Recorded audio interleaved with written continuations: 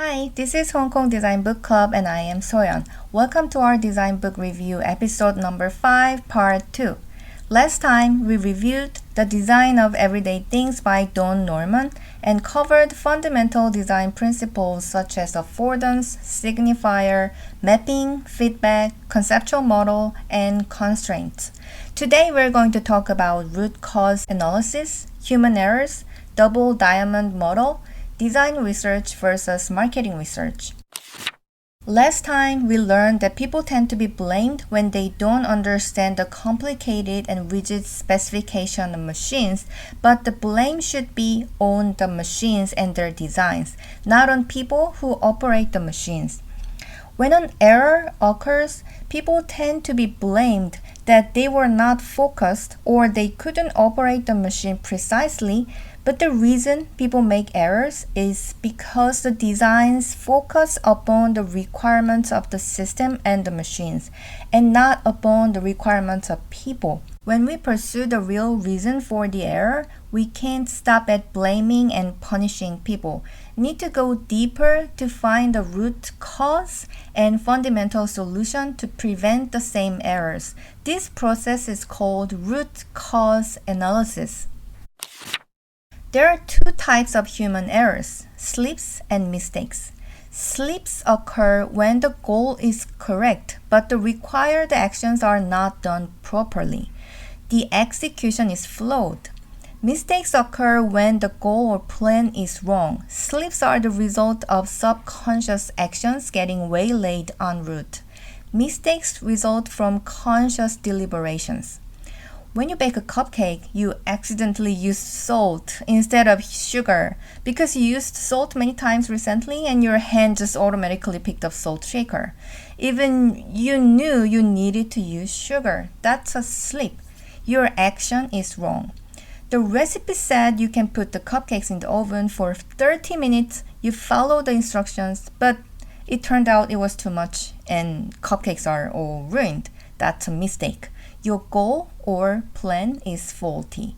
So as designers, what can we do for preventing slips and mistakes?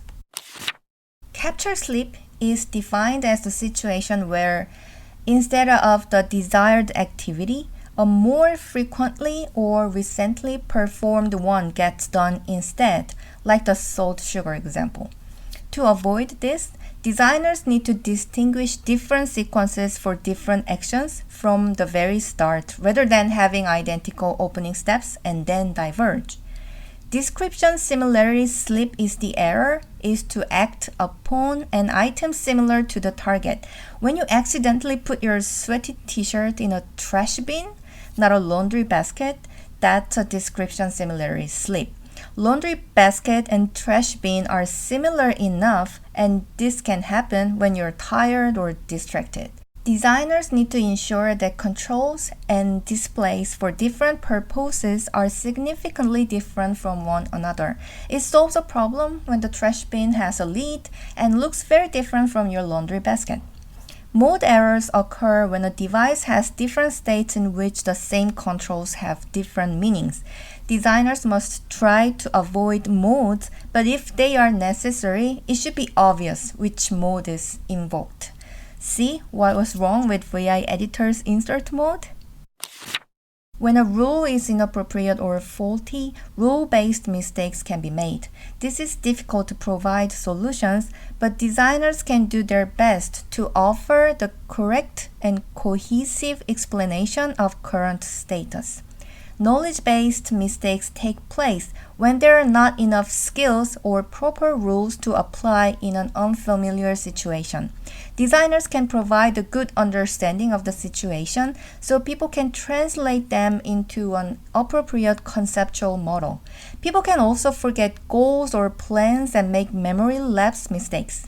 Designers can ensure that all the relevant information is continuously available.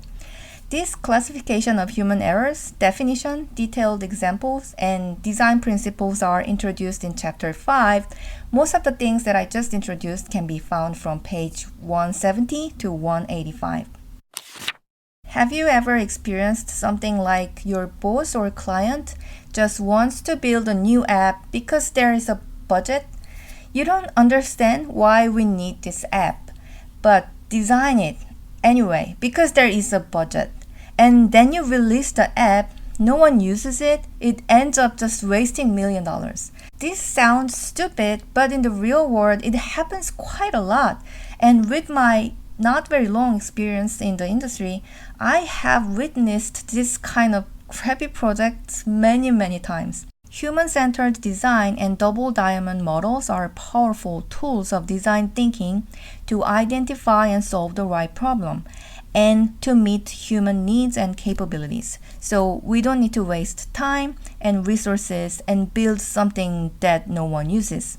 Human-centered design process doesn't start with budget or Photoshop.